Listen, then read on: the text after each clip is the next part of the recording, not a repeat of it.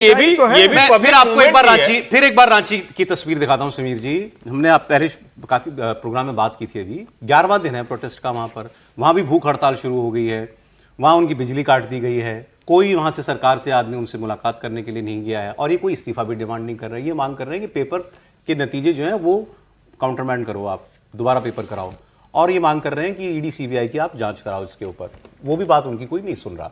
अच्छा, हमारे संवाददाता अभय पराशर वहां पे जो छात्र बैठे थे उनसे बात कर रहे थे। इनमें से एक ने इंटरेस्टिंग बात कही। उन्होंने कहा ये जो दिल्ली में आए थे बड़े बड़े लोग, यहाँ भी तो आए एक बार जरा, हम भी बच्चे हैं, हम भी स्टूडेंट हैं। अब ये बताइए, मैंने सुना यहाँ पर लाइट काट दी गई।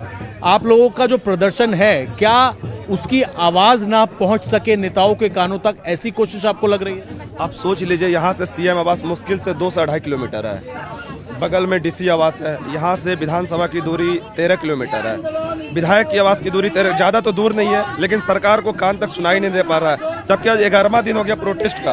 आज हम लोग आमरण अनशन में 5 आदमी का बैठने का निर्णय लिया है। और क्या विधानसभा तक जाने की आप लोगों ने कब का कॉल किया है? हम लोग 10 तारीख को कॉल किए हैं। सारा स्टूडेंट पूरा झारखंड 2400 जिला का कॉल यह रहेगा, विधानसभा घेराव है। हम लोग का जितना भी मांगे हैं, डीडीपीएल जितना भी एग्जाम कंडक्ट कराए, सारा एग्जाम को रद्द किया जाए। स्टूडेंट्स तरह से देश के विपक्ष के सबसे बड़े नेता राहुल गांधी जी नीट मामले पर हल्ला मचाए हुए थे। सांसद भवन में जबरदस्ती प्रवेश करने का बात कर रहे थे।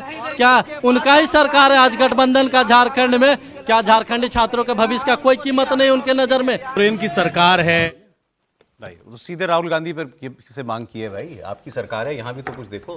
प्रश्न तो बराबर है। राहुल गांधी से पूछा है कि भाई आप वहां पर तो दिल्ली में जंतर मंतर में हो रहा है, तो उसके पक्ष में आपने जरूर सब जितने भी आपको घटनाक्रम करने थे आपने सब किया। आप यहाँ पर झारखंड को लेकर क्यों नहीं बोल रहे राहुल गांधी? न राहुल गांधी ने किसी प्रतिनिधि को भेजा कि उनसे बात करें, न राहुल गांधी ने हेमंत सोरेन से बात की, न राहुल गांधी ने उनके समर्थन में कोई ट्वीट किया। तो मुझे लगता है कि राहुल गांधी को यह भी देखना चाहिए कि आप ही की सरकार है झारखंड में, क्यों वहां पर उनकी लाइट काट दी जा रही है। अब वहां तो कोई इतने फाइनेंशियली साउंड नहीं कि वो पिज्जा आराम से खा सके और सारी व्यवस्था उनके हो सके। ठीक है कि अब अभिजीत दिपके ने कहा है कि मदद पहुंचा रहे हैं आपको, लेकिन क्या अभिजीत दिपके वहां पर गए? क्या बाकी लोग वहां पर उन छात्रों के लिए गए? मुझे लग रहा है कि तमाम विपक्षी दलों को, जो अब बीजेपी को भी वहां पर मुझे लगता है इनका समर्थन करना चाहिए, एक बड़ा मूवमेंट खड़ा करना चाहिए।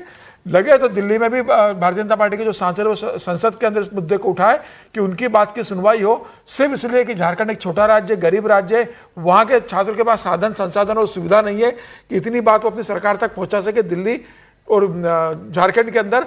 तो मुझे लगता है कि इनके ऊपर दबाव बनाना पड़ेगा। 11 दिन से अगर लगातार बैठे तो बहुत बड़ी बात है कि बिना किसी पॉलिटिकल सपोर्ट के और बिना किसी बड़े ताजनाम के लोग वहां कर रहे हैं। ये सच्चा आंदोलन है उनका। मुझे लगता है कि तमाम अभाव में ये कर रहे हैं। ये दोहरापन है सरासर। बिल्कुल राहुल गांधी का दोहरापन है, अभिजीत दिपके का दोहरापन है। जारे साहब कमेंट बात तो करो, बोलो तो कुछ कम से कम। वो ये स्टेटमेंट है, बात भी कह रहे पहले भूख हड़ताल तो करो, तो फिर गांधी परिवार से और महामहिम खड़गे से एक स्टेटमेंट जारी नहीं हुआ है। आप लोग कह रहे हैं ये शर्मनाक है। बच्चों के लिए नहीं जा रहे हैं। आरजी कार में इतना जघन्य, क्या कहें, वो उसको तो शब्द भी नहीं निकलता है। वहां राहुल प्रियंका नहीं गए भाई। ये लोग बहुत सेलेक्टिव लोग हैं। वहां जाने के नहीं, छात्रों ने मना किया है। मना किया नहीं, छात्रों ने। राहुल गांधी और बीजेपी में क्या फर्क है? नहीं, और वहां भारतीय जनता पार्टी के सबसे ज्यादा बोलने वाले, सबसे ज्यादा को मैं दोबारा से कह रहा हूं, सबसे ज्यादा बोलने वाले एमपी वहां से आते हैं। फर्क है ना कि आपने नैतिकता का एक पैमाना ये गढ़ा ना, दिल्ली के लिए आपने नैतिकता पढ़ा और वहां गूंगे और बहरे हो गए राहुल गांधी। क्या राहुल गांधी पर तो हम सवाल राहुल गांधी गूंगे और बहरे हो गए क्या? राहुल गांधी और प्रियंका गांधी अंधे और बहरे हो गए क्या? उनको नहीं बोलना चाहिए?